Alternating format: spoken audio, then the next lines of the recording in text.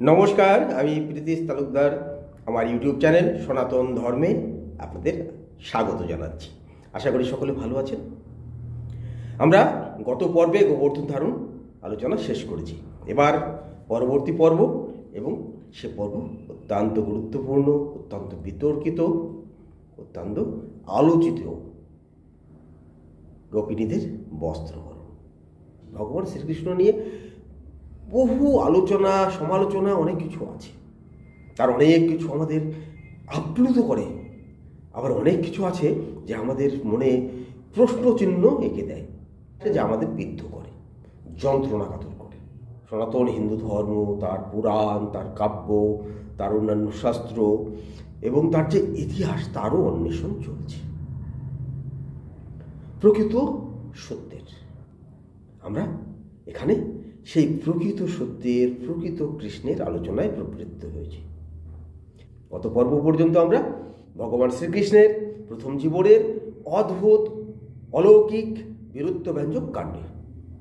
এবার বিতর্কটা অন্য জায়গায়, সাধারণ ভাষায় যেটাকে বলে কেলেঙ্কারি, বস্ত্রহরণ, রাস ইত্যাদি ইত্যাদি। এ নিয়ে ভক্ত সমাজের একটা অংশে যেমন আবেগ আছে, যেমন বহু আলোচিত কীর্তনে, গুরু ঠাকুরের কথায় বা বিভিন্ন ক্ষেত্রে খুব আলোচিত হয়। সেই সঙ্গে সমাজের আর একটা স্তর থেকে সমালোচনা দ্বারা বিদ্ধ করা হয়। সংক্ষেপে ঘটনাটা, গোপিনীরা অর্থাৎ কিশোরী যুবতী, ওই গোপপল্লীর যারা ছিল, তারা একদিন রোজকার মতো এই যমুনায় স্নান করছে। আর তাদের রীতি নাকি হয়তো ছিল, অন্য কোথাও জানা যায় না, শুধু এখানেই জানা যায়। তারা পারে শরীরের সমস্ত বস্ত্র খুলে রেখে আর জলে নেমে জলগিলি করছে, স্নান করছে, লাফাঝাপি করছে।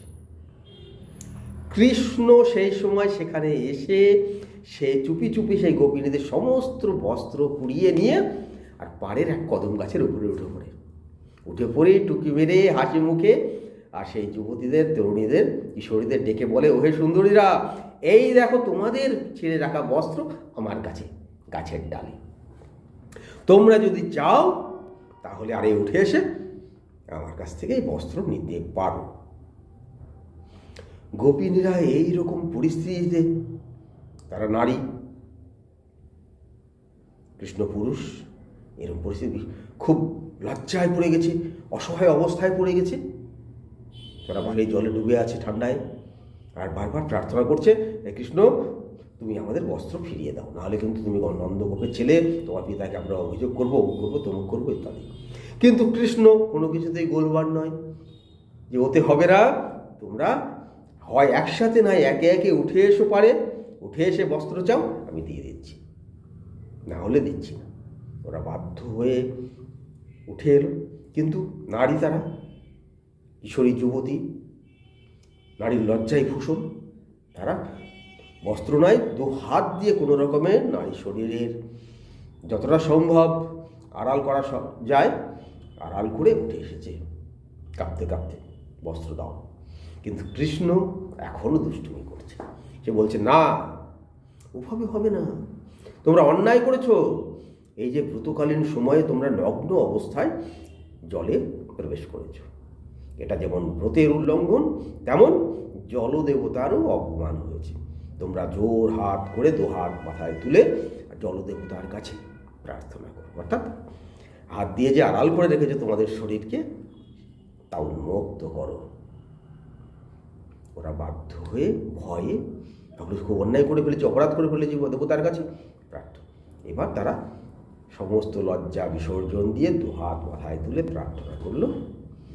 এইবার কৃষ্ণ তাদের বস্ত্র ফিরিয়ে দিল, তাদের অভয় দিল, আশীর্বাদ দিল, বলল, হ্যাঁ গোপিনীরা, তোমরা তো মনে মনে আমাকেই প্রার্থনা করো, ঠিক আছে, যথা সময়ে তোমাদের প্রত্যেকের সাথে আলাদা আলাদাভাবে আমি মিলিত হব। তারা বস্ত্র নিয়ে ফিরে গেল। এই হচ্ছে মূল ঘটনা সংক্ষেপে। এবার বিচার।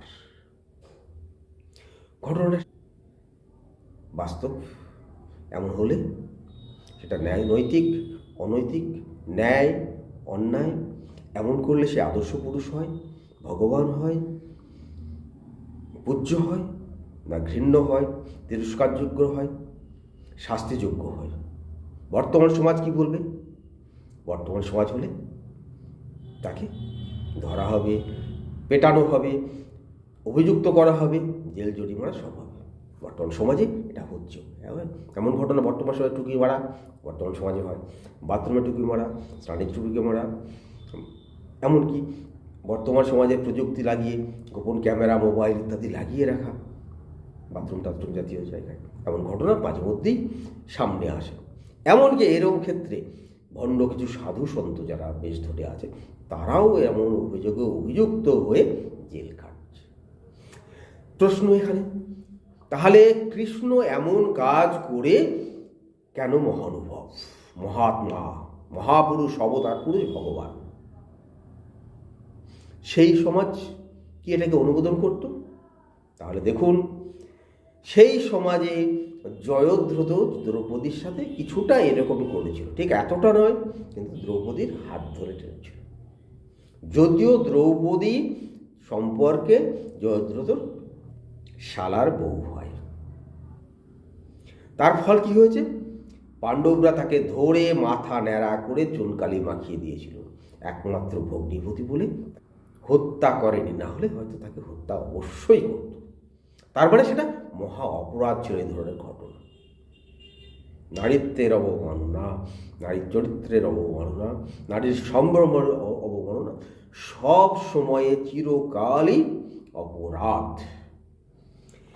এই কারণেই বোধহয় কেলোর কীর্তি, কলির কেষ্ট, কৃষ্ণ করলে লীলা, আমরা করলে শালা, এই শ্লেষগুলো সমাজে চলে আসছে।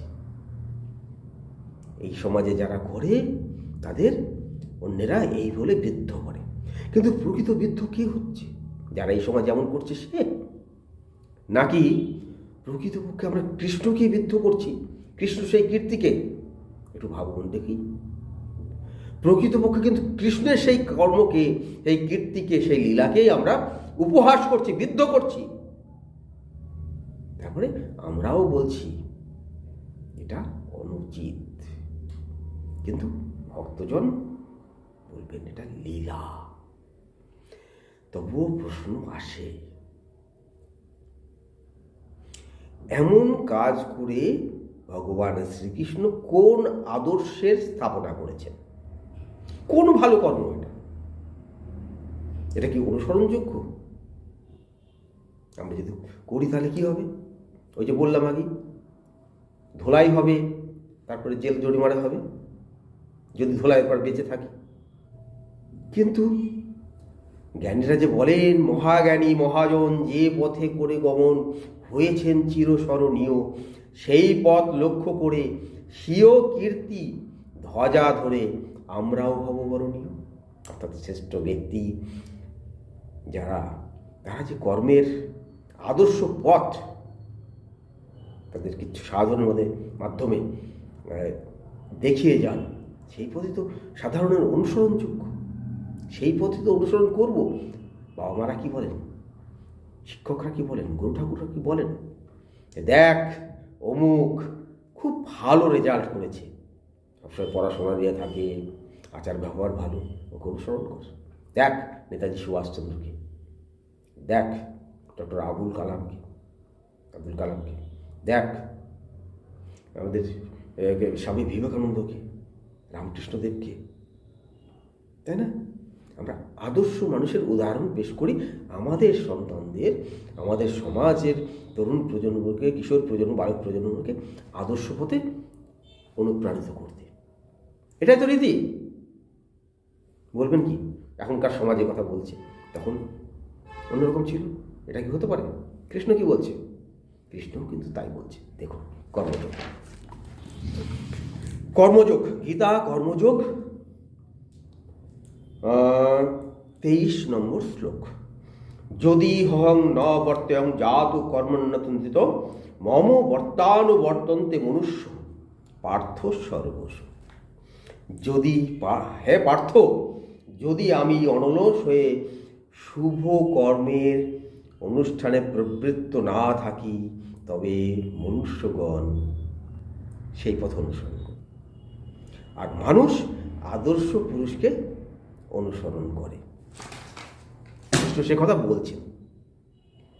তাহলে মানুষের এখনকার সমাজের উচিত, আমরা যখন সেই গান সেই কীর্তন করছি, এই যে বস্ত্রহরণ লীলা ভগবান শ্রীকৃষ্ণের কর্ম, তাহলে সেটা অনুসরণ এই সমাজ করতেই পারে। আর সে যদি করে তাহলে সেটা আদর্শ কাজ। এবার ভক্তগণ, গুরুগণ, কীর্তনিয়াগণ বলবে, আরে তুমি ওইটুকু দেখছো, তাহলে ভগবান শ্রীকৃষ্ণ যে ভালো ভালো কাজ, বড় বড় কাজ করেছেন, বড় বড় কাজ সেটাও করো। মানে তারা বলছেন এটা খারাপ কাজ করেছেন কৃষ্ণ, তাই না?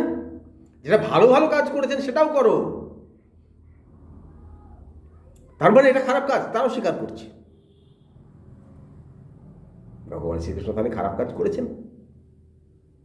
আমাদের মতে হতে পারে, কিন্তু ভগবান যদি সত্যি আদর্শ পুরুষ হন, তিনি তা করেন কিভাবে, প্রশ্নটা আসবে। এখন উত্তরের সন্ধানে যাব। একটা কথাই বলে নিই, যারা এই পর্বে আমাকে প্রথম দেখছেন তারা ধৈর্য হারাবেন না। ধারাবাহিক আলোচনা, একটা আলোচনায় একদিনে কিন্তু কিছুই বুঝতে পারবেন না আমি কি বলতে চাইছি, কি দেখাতে চাইছি। আর তাছাড়া ধারাবাহিক আলোচনা যেহেতু, ওই প্রথম পর্বে দ্বিতীয় পর্বে তৃতীয় পর্বে বা পরপর কোথায় কোন তথ্য কোন প্রমাণ আমি তুলে দিয়েছি, তখন হয়তো ওভারলোক করে গেছেন বা কেউ দেখেননি, সেটা কখন কাজে লাগবে সেটা কিন্তু বলা যায় না। কিছু প্রশ্ন। প্রথম প্রশ্ন, তখন শ্রীকৃষ্ণের বয়স কত? সে যুবক, তরুণ, কিশোর, বালক না শিশু? খুব গুরুত্বপূর্ণ প্রশ্ন। দ্বিতীয়ত, ব্রত, খুব গুরুত্বপূর্ণ ক্লু। তৃতীয়ত, কদম গাছ।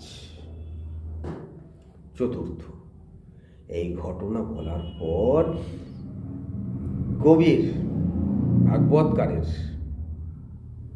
কেন প্রয়োজন হলে সাফাই দেওয়ার? তার ভিতরেও কি কাজ করছে? এটা অন্যায় কাজ।